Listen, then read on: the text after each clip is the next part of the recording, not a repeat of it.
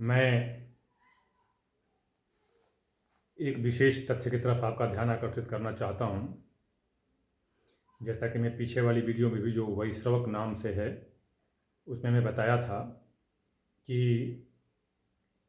लोग जो है अपनी स्थिति के प्रभाव के कारण मानसिक रूप से या शारीरिक रूप से कुछ जो है विचलित हो जाते हैं और वास्तविक तथ्य तक नहीं पहुँच पाते। इसमें कारण क्या है कि लोग निर्णय लेने में या क्षीर नीर जो विवेक कहते हैं वो उनके पास नहीं हो पाता है। वो उसका कारण ये है कि उनकी स्थिति कुछ ऐसी हो जाती है कि उस तरफ वो ध्यान ही नहीं दे पाते हैं। जैसे मैं पिछले वीडियो में बताया हूँ कि देख लिए कि शनि मेरा खराब चल रहा है। किस तरह से? या तो कुंडली में अशुभ भाव में बैठा होगा, नीच का होगा, अस्त होगा, वक्री होगा आदि ऐसे। बस वो एक देख लिए और बस वो उसी पर वो निर्णय ले लेते हैं कि शनि के कारण। जबकि शनि यदि त्रिकोणेश हो गया, जन्म समय में शनि त्रिकोणेश हो गया, वर्गोत्तम हो गया, तो चाहे शनि आज किसी भी स्थिति में हो, वर्तमान में भले किसी भी स्थिति में हो, उसका अशुभ फल नहीं हो सकता है। शुभ फल भले न हो जन्म लग्न के कारण या जन्म ग्रहों के कारण, किंतु अशुभ फल कभी नहीं हो सकता है। और यहीं पर लोग जो है गलती कर बैठते हैं, वास्तविकता को नहीं समझ पाते हैं। हो सकता है कि जिसको वो अच्छा ग्रह समझ रहे हैं, जैसे मान लीजिए कि लग्नेश मंगल हो गया, मान लीजिए लग्नेश मंगल हो गया। अब मंगल नीच में कहाँ होगा? कर्क राशि में। ध्यान दीजिएगा, मंगल लग्नेश कर्क राशि में नीच का हो करके और मान लीजिए चौथे भाव में बैठ गया, सुख भाव में, तो ये एक लोगों ने जान लिया है कि लग्नेश हमेशा उत्तम फल देता है। लग्नेश हमेशा उत्तम फल देता है, जबकि उनको यह नहीं ज्ञात है कि मंगल यदि कर्क राशि में चतुर्थ भाव में नीच का होकर बैठा है, फिर भी आप कह रहे हैं कि उत्तम फल देगा। यही नहीं, आप देखते हैं कि वो तो उसके साथ गुरु संलग्न है, बड़े अच्छे अच्छे ग्रह संलग्न है, तो मंगल तो बहुत अच्छा फल देगा। और ये ध्यान नहीं देते हैं कि गुरु जो है उसका द्वादशेश व्ययेश अशुभ भाव का स्वामी होगा, बलवान होगा, क्योंकि कर्क राशि में उच्च का होगा, बलवान होगा। ऐसा बलवान गुरु नीचस्थ मंगल को कैसे और पापी बना देगा, इसका ध्यान नहीं देते हैं। तो वास्तव में तो खराब ग्रह हुए मंगल या गुरु, और वो देखते हैं कि शनि खराब हो गया। तो इस तरह से लोग जो है गलती कर बैठते हैं। तो दशा क्यों खराब है, आपकी स्थिति क्यों खराब चल रही है, आपको किसका निदान करना चाहिए, क्या उपाय करना चाहिए, किसके लिए पूजा करनी चाहिए, किसके लिए रत्न यंत्र आदि धारण करना चाहिए, ये निर्णय नहीं ले पाते हैं। और इसलिए सब कुछ अपने मन के अनुसार करने के बाद भी कहते हैं कि कोई लाभ नहीं हुआ। जबकि माता जी की कृपा के अनुसार, माता भुवनेश्वरी की दया के कारण, विशेष तो नहीं किंतु लगभग जिनका मैं पूजा कराया हूँ उसका उत्तम ही फल मिला है। अब ये माँ जगदम्बा की कृपा ही है। हाँ, कुछ एक लोग क्या करते हैं कि अपने मन से, अपने निर्णय से कहते हैं कि सब कि हमको ये ग्रह खराब है, उसका कोई उपाय बताइए। अब मैं उस पर विशेष स्थूणा विखनन नहीं करता हूँ।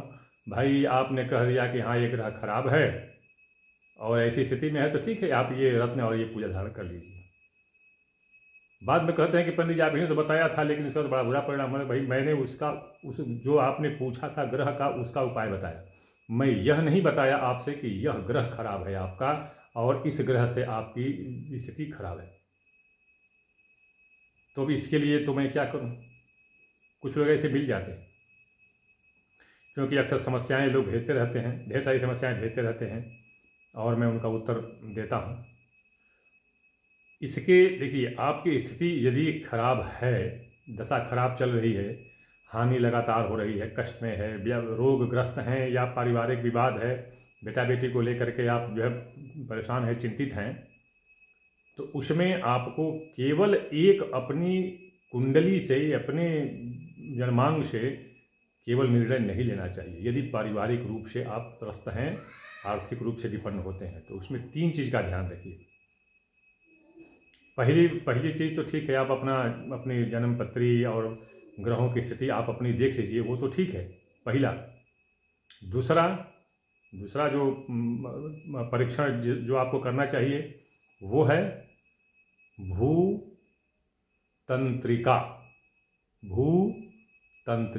परीक्षण है। इसको अक्सर पंडित लोग करते हैं। थोड़ा श्रमसाध्य है और बड़ा विचित्र है, तो विचित्र इसलिए क्योंकि लोग कराते नहीं हैं, तो इसलिए पंडित जी लोग कराते ही नहीं हैं और प्रायः लोग जानते भी नहीं हैं। तो दूसरा, ये भूतंत्रिका क्या होती है? एक तरह का आवासीय परीक्षण होता है, जो कुछ प्राकृतिक द्रव्य के आधार पर जो है उसका परीक्षण किया जाता है। मतलब 10 जगह, मतलब घर के 10 स्थानों की मिट्टी, आजकल तो हो गया है ये क्या नाम है, फ्लैट और अपार्टमेंट और क्या क्या टेनामेंट, पता नहीं क्या क्या हो गया है, नीचे मिट्टी मिल ही नहीं पाती है। तो उसके लिए उपाय है, अगर मिट्टी नहीं मिल पाती तो उसके लिए उपाय है कि जहाँ जहाँ से आपको मिट्टी लेना है, वहाँ पर बड़ा वाला नींबू, जो बड़ा वाला होता, छोटा नींबू नहीं, बड़ा वाला नींबू, जिसको देखिए क्या कहते हैं उसको, पता नहीं, बहुत खट्टा होता है, नाम उसका मुझे नहीं मालूम पड़ रहा है, या ध्यान नहीं आ रहा है उसका नाम, चकोतरा या क्या कहते हैं। तो बड़ा वाला नींबू लीजिए, थोड़ी सी फिटकरी, बड़ा वाला नींबू, थोड़ी सी फिटकरी, और उसमें थोड़ा सा 1 बूंद लौंग का तेल डाल दीजिए। अब ये मतलब थोड़ा सा का मतलब ये समझिए कि अगर वो 1-1 चम्मच है दोनों, जैसे वो अपना वो नींबू का रस वगैरह जो है, मतलब अगर आप एक चम्मच अगर आप लेते हैं तो ये सिर्फ 1 बूंद होगा, 1 बूंद होगा मिला करके, और नीम की सीख ले लीजिए, नीम की सीख, और सीख को उसमें डुबा करके, और फिर जहाँ जिस स्थान की मिट्टी लेनी है उस स्थान पर 1-1 बूंद डालते जाइए। अगर मान लीजिए भाई नहीं टपकता है तो उससे केवल स्पर्श ही करा दीजिए, जहाँ जहाँ से मिट्टी आपको लेनी है वहाँ पर स्पर्श करा के, और थोड़ी देर तक, मतलब 1 मिनट तक ठहर जाइए। उसके बाद जहाँ जहाँ से मिट्टी, वहाँ से खुरच करके और उस मिट्टी को, अरे भले थोड़ी हो, थोड़ी थोड़ी मिट्टी ले करके, और उनको 10 जगह रख लीजिए। 10 जगह रख करके अब उनका बारी बारी से परीक्षण के लिए जो है अपराजिता का रस, देखिए अब अपराजिता वगैरह तो अब आप नाम क्या बताऊं, और उसका नाम भी कुछ और अलग हो जाता है। अपराजिता और विजया का भी लोग जानते हैं कि भांग, जी नहीं, भांग नहीं, विजया भी एक अलग झाड़ है, और अपराजिता भी एक, अपराजिता कांटेदार होता है, विजया भी कांटेदार होता है, उसके पत्तों पर थोड़े थोड़े कांटे निकले होते हैं। बाजार में तो उपलब्ध है, लेकिन एक तो बहुत महंगा मिलेगा, धीरे धीरे पहचान नहीं हो पाएगी, सूखा हुआ मिल जाता है तो पहचान नहीं हो पाता है। तो ये अपराजिता और विजया दोनों को लेकर के, अरे 4 पत्ते इसके, 4 पत्ते उसके, चाहे 5 पत्ते लेकर के उसको टुकड़े टुकड़े करके, छोटा छोटा टुकड़े करके रख लीजिए। और आप जो 10 जगह जो रखे हैं, जो 10 जगह आपने रखा है मिट्टियों को, तो उन मिट्टी पर ध्यान मतलब लगा दीजिएगा आप। 10 जगह की मिट्टी तो मैंने कह दिया, 10 जगह कैसे कैसे, वो पूरा पश्चिम उत्तर दक्षिण तो हो ही गया, चलिए जो भी है। और उसके बाद वायव्य नैऋत्य ईशान आग्नेय, ये चार चार मिला के 8 हो जाते हैं, 8 जगह की मिट्टी हो गई।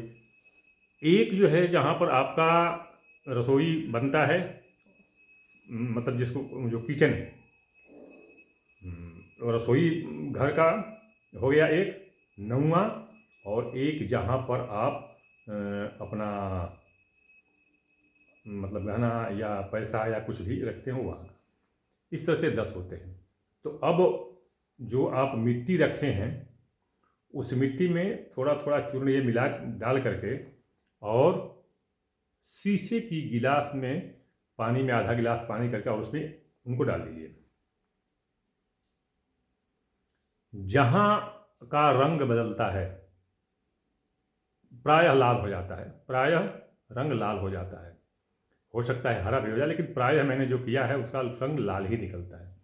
तो जो भी हो, अगर रंग नहीं बदलता है तब तो मिट्टी निर्दोष है। अगर रंग नहीं बदलता है तो इसका मतलब कि वो आवासीय रूप से आप सुरक्षित हैं। और रंग बदलता है तो दोष है, तो उस दोष का अलग से निवारण होता है। चलिए, तो आपकी परेशानी का एक वो भी कारण हो सकता है। और तीसरा होता है आपके जो बाहरी दरवाजे हैं, बाहरी दरवाजे, देखिए आजकल लोग गेट लगाते हैं, गेट नहीं, जो आवासीय घर बिल्कुल है उसमें का जो सब प्रथम बार बाहर निकलने का दरवाज़ा, पहली बार बाहर निकलने का जो दरवाज़ा है, उस दरवाजे को भीतर और बाहर, मतलब जो क्या कहते हैं, चौखटा जो कहते हैं, बाजू, ऊपर नहीं बाजू, तो जो है तो उसमें अंदर और बाहर दोनों तरफ हल्दी से स्वस्तिक बनाइए। हल्दी से एक, मतलब एक बाजू अंदर, फिर दूसरा बाजू अंदर, फिर एक बाजू बाहर, फिर दूसरा बाजू बाहर, तो 4 स्वस्तिक बनाइए हल्दी से। और उन पर मेधा का रस, मेधा का रस वही सीख से थोड़ा थोड़ा लगाइए। वो देखिए कि रंग बदलता है कि नहीं। रंग नहीं बदलता है, आपका आवास निर्दोष है। रंग बदलता है तो इसका मतलब कि उसमें दोष है। अब वो कौन सा दोष है, वो उसके हिसाब से पता चल जाएगा, विश्लेषण करने पर पता चल जाएगा। तो इस तरह से आप केवल अपनी जन्म पत्री, अपने ग्रहों के आधार पर अपना दोष न निकालिए और उसी पर परेशान होकर के और फिर गलत उपाय मत कर दीजिए, उससे कोई लाभ नहीं होगा। मान लीजिए आपके सारे ग्रह ठीक हैं, गलती से आपने ग्रहों को ले लिया कि गलत है और इसी की पूजा करने लगे, शांत करने लगे, आवासीय दोष है, कोई फलित नहीं होगा। और अगर आवासीय दोष नहीं है, आवास का भी जो है वास्तु शांति और क्या क्या जो विविध कर्म जो है कराने अगर लगते हैं तो कोई फलित नहीं होगा, हो सकता है विपरीत ही प्रभाव पड़ जाए। तो इसलिए पहले आप निर्धारित कर लें, निर्णय ले लें। मैं तो अभी अब तक प्रायः जो गया हूँ, मैं तीनों का ही किया। जो समर्थ नहीं होता है मैं बिल्कुल अस्वीकार कर देता हूँ, क्योंकि ये अधजल गगरी छलकत जाए कहते हैं जिसको, कि गड़बड़ हो जाता है, और कचरा रूप में आधे में कराना गड़बड़ है, तो इसलिए मैं नहीं कराता। समर्थ हैं अगर आप तो ठीक है, नहीं समर्थ हैं तो भाई फिर मैं कुछ नहीं कर सकता, क्योंकि आधे में कीजिए, पैसा समय दोनों बर्बाद हो, कुछ लाभ ना हो तो कोई मतलब नहीं है। तो इस तरह से ये आप पहले निर्णय ले लें, केवल ग्रहों को लेकर के मत चलें, अन्यथा कोई लाभ नहीं होगा, विपरीत परिणाम भले मिल सकता है। ये मैं वीडियो बनाने वाला नहीं था, लेकिन इसलिए बनाया क्योंकि इस पर देख रहा हूँ, मैं अभी मोबाइल खोला देखा तो उस पर पता नहीं कितने संदेश आ गए हैं इसी संबंध में। फिर मैं ये वीडियो बनाना शुरू किया। अभी मैं आपको बता दूं कि कुछ एक संदेश ऐसे भी मैसेज आ जाते हैं जो तर्क वितर्क शास्त्रार्थ वाद विवाद लोग करने लगते हैं। मैं बराबर कहता हूं कि मैं जो अपना व्हाट्सएप नंबर 9889649352 जो दे रहा हूं, अपना नंबर, उस पर आप अपनी समस्या भेजिए, उसका मैं उत्तर दूंगा। वो भी क्रम से उत्तर दूंगा, क्योंकि जो पीछे जो आए हुए हैं संदेश उनका उत्तर दूंगा, फिर आपकी जब बारी आएगी तो आपका उत्तर दूंगा, लेकिन केवल समस्या भेजिए। अपनी विद्वता मुझे मत दिखाइए। आप अगर विद्वान हैं, बहुत अच्छा है, माँ भुवनेश्वरी करे आपकी यही विद्वता बढ़ती रहे, हमको कोई परेशानी नहीं है, किंतु हमसे शास्त्रार्थ मत कीजिए। मैं शास्त्री और गुरुजी और स्वामी जी नहीं हूँ, आचार्य जी नहीं हूँ, सीधा साधा फौजी ठहरा है आदमी। परंपरागत रूप से परंपरागत रूप से मैंने ये अपना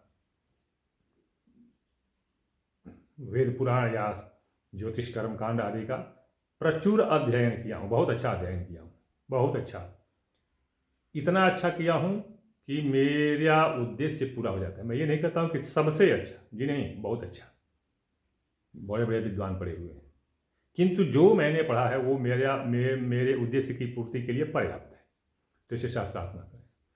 दूसरी बात कि जब तक मैं भारत की सशस्त्र सेना में सक्रिय रूप से कार्यरत था, तब तक तो मैं निःशुल्क सेवा करता था, किंतु वर्तमान में मैं शुल्क लेता हूँ तब सेवा करता हूँ।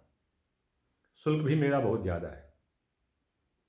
कारण यह है कि मैं और पंडित जी लोगों का देखता हूँ कुछ शुल्क, तो उसको देख करके मैं ये आपसे कह रहा हूँ कि मेरा शुल्क ज़्यादा नहीं, बहुत ज़्यादा है। तो इसलिए अगर आप आवश्यकता महसूस करते हो, इच्छुक हो, रुचि रखते हो, समर्थ हों, तो फिर मुझसे संपर्क करें, अन्यथा संपर्क न करें।